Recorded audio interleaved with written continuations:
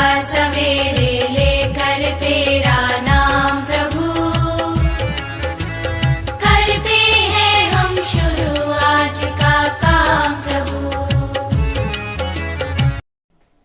मैं रहती हूँ उस आर्यवत में जहाँ होता है मान जीवन अधिकारों का, जिस धरा पर खिलता है जीवन, जहाँ होता है सम्मान मानवता का, मानवाधिकारों का। परम आदरणीय महोदय, निशील विवेकी निर्णायक मंडल एवं मेरे प्रभु श्रोतागण, आज की इस वाद विवाद प्रतियोगिता में मैं इस अवसर का उपयोग करते हुए मानवाधिकारों और आज की दुनिया में इनकी जरूरत पर अपने विचार साझा करना चाहती हूँ। तो आइए पहले हम जानते हैं कि वास्तव में मानवाधिकार क्या है।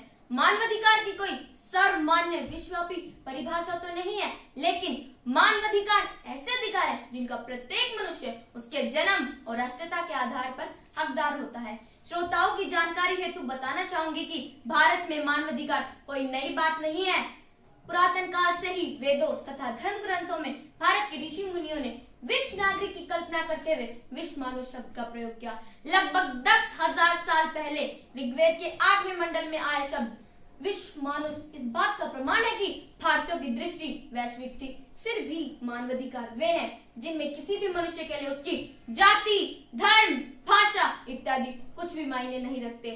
भारतीय संस्कृति में मानवाधिकार सर्वे भवन्तु सुखिनः, सर्वे सन्तु निरामय की कामना के साथ अपने विस्तृत अर्थ में क्रियान्वित थे। फिर भी सामान्य जन की धारणा यह है कि मानवाधिकारों के स्रोत सन 1215 के मैग्ना कार्टा से संबंधित हैं।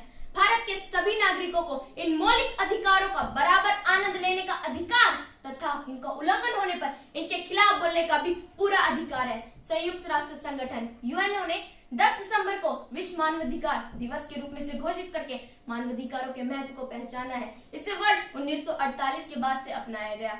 जिस मुख्य विचार पर मैं बातचीत करना चाहती हूँ वह है आप सभी को मानवाधिकारों के महत्व को समझाना। इसकी आवश्यकता एक द्वंद्व है। एक राष्ट्र का नागरिक होने के नाते यह हमारा प्राथमिक कर्तव्य है कि हमें उन अधिकारों का पता हो जिनके हम हकदार हैं। यह हमें अधिकारों का प्रयोग करने और किसी भी शोषण के खिलाफ लड़ने में मदद करेगा। महोदय, अब मैं बात करना चाहती हूँ एक घटना की। लोकसभा चुनाव 2019 में सुरक्षा बल अपनी टीम के साथ कश्मीर के एक जिले में तैनात थे। सुरक्षा बल बहुत बुरी हालात में थे। रात्रि 8 बजे का समय था। सुरक्षा बल की टीम को पत्थरबाजों ने बुरी तरह से घेर लिया था।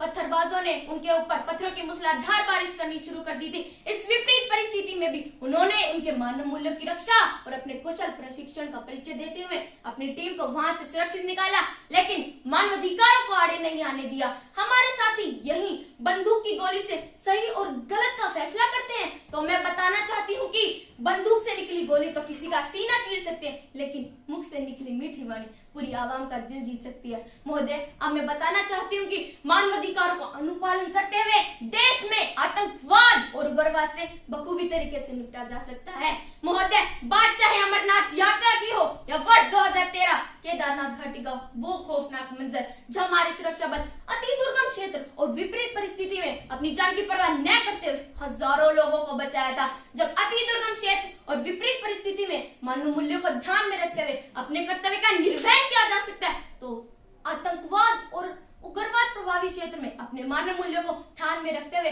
अपने कर्तव्य का निर्वहन क्यों नहीं किया जा सकता। तो आइए एक पहल करें, एक दूसरे के अधिकारों को संरक्षित करने की, एक दूसरे के विचारों को समझने की, सहभागिता की एक पहल, एक दूसरे के अधिकारों को समझने की एक पहल, विस्तृत सोच की और मानव अधिकारों की करें। जय हिंद, जय भारत, धन्यवाद।